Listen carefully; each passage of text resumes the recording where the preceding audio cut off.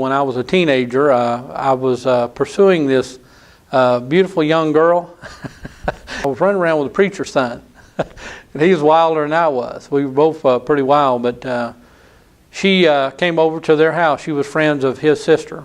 And when she came over, the first thing I saw was her. Didn't have anything to do with the conversation. I just saw her, and I said, "That's a girl I'd like to date."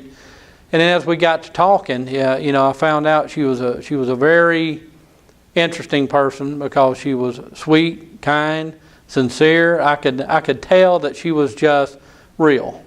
She said, I can't put up with that lifestyle that you have. She said, I don't think anything good can come out of it. Because I would come around her with after I'd been drinking or doing whatever. She'd say, I want to be with you, but I just can't. I can't live with that. There's nothing good that can come of that lifestyle. And so I kind of had to make a choice, if I was going to continue to do that and just go away from her, or, try to get closer to her and start to change, as much as I could. Of course, I couldn't change on my own. I tried, but I couldn't until I eventually went in there and to church with her. When I go into this church, first of all, I was used to people sitting very calmly in the pews. We would sing a few songs, stand up, sit down. These people were on their feet. The choir was standing up, clapping hands, raising their hands in the air. A lot of activity going on, but just kind of stayed in my place and hoped that I made it out of there. And then over time, I continued to come back because I figured out these people meant me no harm.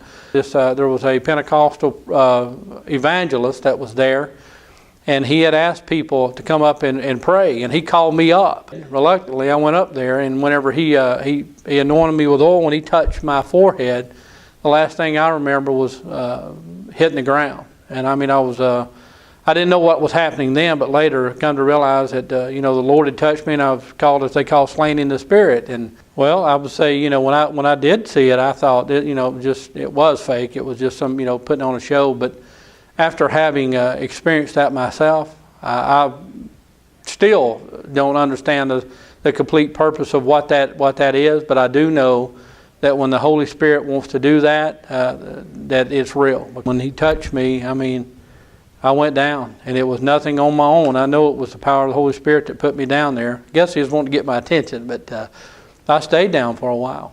When I got up, after He prayed for me, it was like I had got a shower on the inside, and I was now clean. And that happened to me, and that's when I realized that my life had been changed.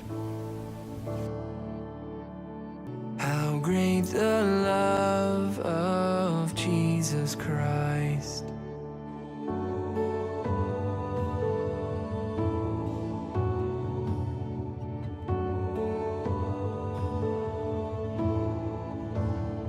Upon the cross of Calvary, the blood was shed that pardons me.